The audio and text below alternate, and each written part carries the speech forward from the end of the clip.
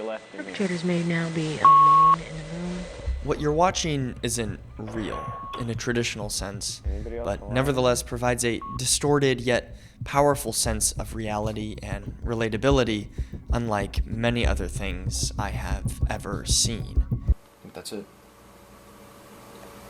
Zero Day, a relatively obscure found footage film, chronicles these two characters, Cal and Andre, in the months and days leading up to their massacre on their high school classmates using guns that they steal from their families. It's easy to see why this simple proposed structure would be at once terrifying, yet incredibly fascinating. Ethical or not, a film like this pokes the morbidity and simple human curiosity associated with these tragedies because it asks and maybe attempts to answer some of the very same questions when these horrific events happen in our real life. Questions such as, how could anybody do something like this? Thank you for visiting us on this edition of Home Gun Show Review. Narratively, the structure of Zero Day is incredibly simple. Following the tradition of the found footage genre, the footage and story come from the characters themselves. You want to get a close-up of that? It imagines them documenting the process of their attack,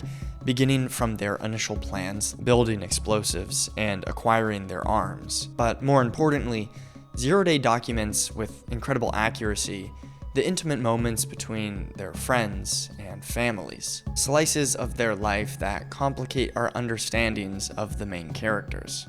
The movie uses the tools of the found footage genre in its favor. The camera is always acknowledged, they talk to it, hide it, and some scenes are structured around it. This deep acknowledgement of the camera's presence not only allows the viewer to immerse further into the film by accepting that the camera is there, but invites the possibility of relating to the two main characters by having the audience participate in their world. Maybe we're even the ones holding the camera. While the structure and adherence to the found footage genre bring us closer to the characters of Zero Day, it isn't the only way to capture and explore the complicated questions that make up this kind of movie. In fact, a possible criticism of the film would be that this limited perspective humanizes the two main characters, the two murderers, and in doing so humanizes the actions that they take. And while that isn't entirely what I think, in fact, I believe that this kind of humanized understanding of horrific behavior in media is to some degree necessary, the criticism is still worth considering. If there ever were a film that touched on the exact same subject matter, delving into similar questions of how and why something like this could happen, but formally going about it in a completely different way, it would be Gus Van Sant's Elephant. Unlike Zero Day, which unblinkingly explores the perspective of the murderers by placing the audience directly in their thought process, Elephant is structurally mosaic. The film splits its time among students, giving us brief glimpses into their daily lives, inside classrooms, wandering hallways, and the brief interactions in their home lives. While the number of characters is expansive, there is little information in terms of backstory or exposition, character traits emerging only through small observed details. Framing the story this way, Elephant feels significantly objective. While watching Zero Day, we may feel as if we have a deep understanding of the characters because of our proximity to them. There is something to be said about an observational perspective that brings us closer to and immerses us in a particular situation by stripping away the subjectivity that comes from only showing a certain point of view. Cutting between different characters and their lives, as does Elephant, we get scenes that repeat or overlap from different vantage points. While Zero Day and Elephant both build up towards their climaxes, their approaches differ in that Zero Day is a countdown to the event, whereas Elephant is a process of layering increasingly foreboding mood and atmosphere. It does this through its long tracking shots that go from outside on fields to wandering high school hallways. The sound we hear grounds the viewer directly into the moment of whichever subject is in focus. They accomplish this by attaching a stereo mic directly onto the camera and record it as they walked. creating a small window of sound only focused on the immediate area. As Eli walks towards the darkroom, the chorus of voices he hears upon entry fades into a dull whisper, supplanted by a bit of melody, and punctuated only by the greetings of people who address him directly and his quick replies. The walk is an exercise in selective listening, in tuning out. While this might not seem revolutionary, most movies are concerned with upping the drama or conflict, and will use a variety of different miking techniques as well as a plethora of sound effects to enhance that dramatic tension. The creative choice with respect to Elephant is a choice for simplicity, grounding us in the mundane reality of a nightmarish high school day. Where are you riding? Oh, this? Yeah. It's my plan. For what? Oh, you'll see.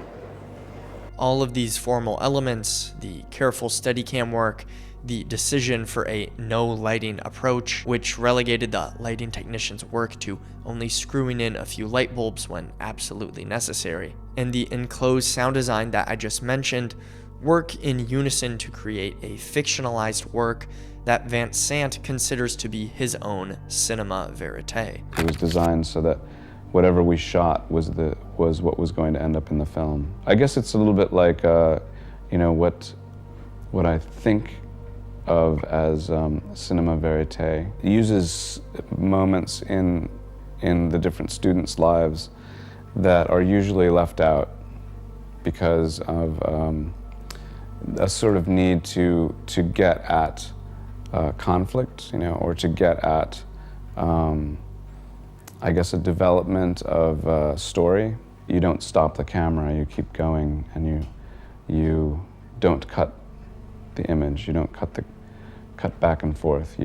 It's one continuous piece. Upon release, the critical buzz was quick to note Van Sant's influence from Alan Clark's short film of the same title he made for the BBC in 1989 about North Irish terrorism. The short, like the feature film Elephant, follows individuals from behind for extended periods of time before arriving at an inevitable act of violence. Each time the short cuts to a new character to be followed, the sense of dread is increased because we already know where this story is going to end.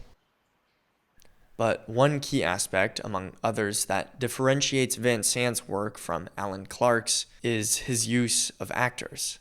He cast non-professionals, and apart from the two murderers, each character plays more or less a reflection of who they really were at the time. The photographer, for example, is really just a photographer who likes to take photos of punk rock kids in the park. It's this sort of authenticity that allowed Van Sant to shoot the film largely without a script. Despite having an extensive outline and plan for what they were doing, every line of dialogue in the film was improvised. This process of taking the real lives of the actors and building characters around them was one that Ben Coxio, the director of Zero Day, also employed. When casting, Coxio sent out calls across various high schools in Connecticut, searching for teenagers interested in acting who might not be professionals. He had 3 days of open auditions where lead actor Andre Cook, who saw the ad in a casting magazine, brought his classmate and fellow acting partner Cal Robertson. The two had acted together in Shakespeare productions at a local theater, and like in Van Sant's film, they were heavily encouraged to improvise on set. In an interview Coxio did with Ben Spielgman of Big Spieg's Film Review, he explains that he wanted to use real people, real teenagers, and their real parents. Quote, "I didn't necessarily think it would work out, and if it did work out, I didn't think it would work so well. But I wanted to use as many non-actors as possible in all ways and in all scenes. That was the thing that I was striving for all the time, to make it feel real to the viewer."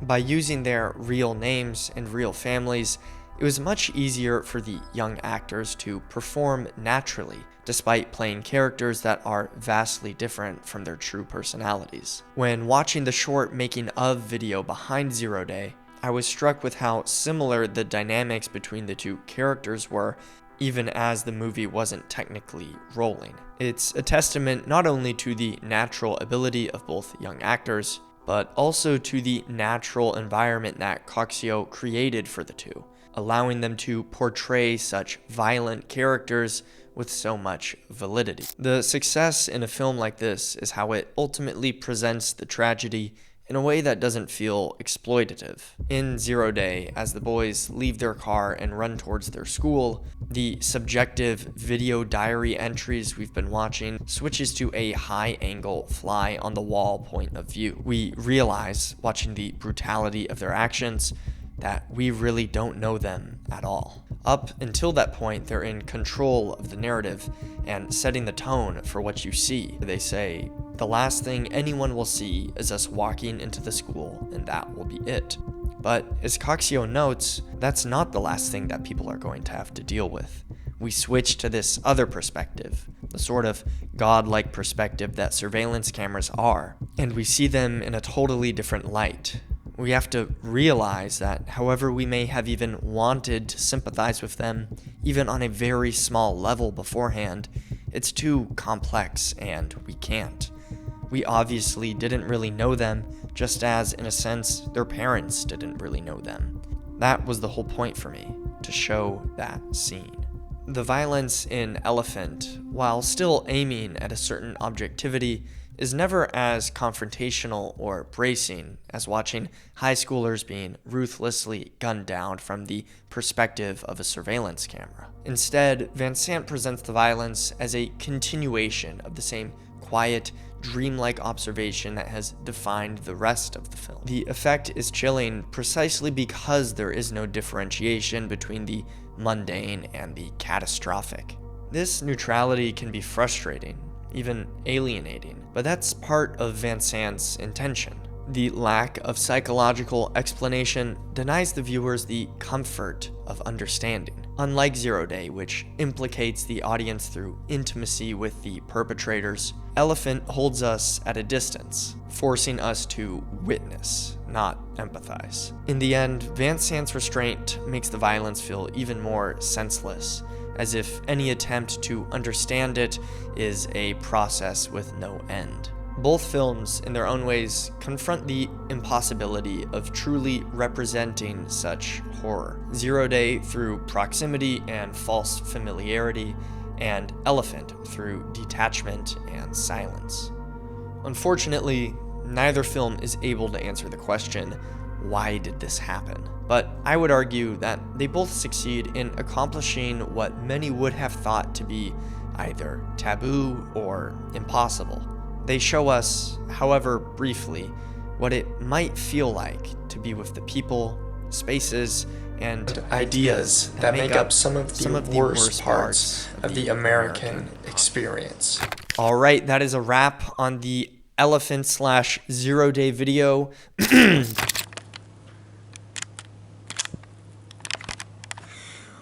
That's a wrap on the 0 Day video. The 0 Day X Elephant video. This one's a little bit more serious than usual, so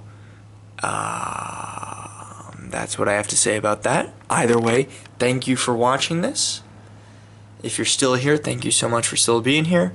Yeah, I hope you enjoyed. Let me know what you think of these two movies. I think they are both amazing films that offer up a lot of room for discussion. As always, and many more, thank you so much. Comment down below, like, subscribe.